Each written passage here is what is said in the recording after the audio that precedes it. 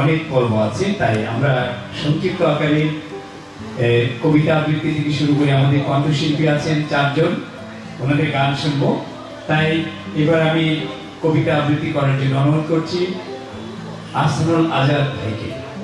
মঞ্চে এসে আহসানুল আজাদ ভাইকে কবিতা আবৃত্তি করার জন্য অনুরোধ করছি।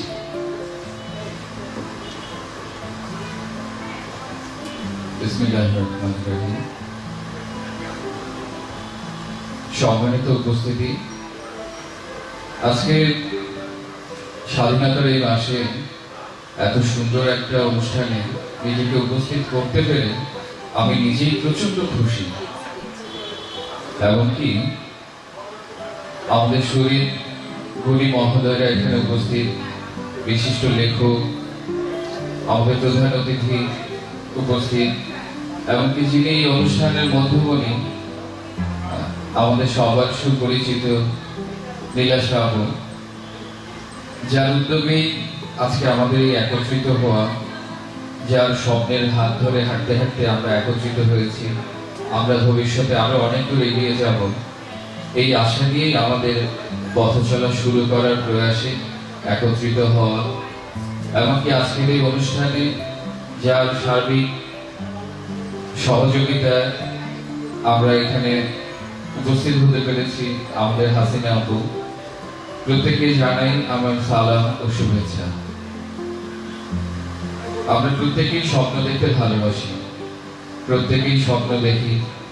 এই স্বপ্ন ছোঁয়ার জন্যই আমরা প্রতিনিয়ত চলছি। আমাদের প্রত্যেকেরই স্বপ্ন পূরণের লক্ষ্যে আমাদের মনের সুপ্ত বাসনাগুলোকে প্রস্ফুটিত করার জন্য মনের যে ভাবনাগুলো আমরা ব্যক্ত করতে পারি না, সেগুলো হয়তো বা কবিরা কবির ভাষায় লিখে যাচ্ছে। আমরা আবৃত্তি শিল্পীরা যারা আছি তারা আমাদের সর্বাত্মকভাবে চেষ্টা করি কবির ভাবনাটাকে আমাদের কণ্ঠের মাধ্যমে প্রতিফলিত করে শ্রোতা হৃদয় আন্দোলিত করা। এই প্রয়াসেই আমাদের নীলাশ বাবু এই উদ্যোগটি গ্রহণ করেছেন।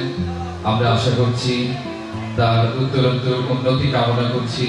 এমনকি আজকের এই ঝুম স্টুডিও আজকে শুরু হয়ে গেছে তার পথ চলা, কিন্তু এটা আশা করি অনেক দূর এগিয়ে যাবে। আমরা প্রত্যেকেই তার সাথে থাকবো ইনশাআল্লাহ।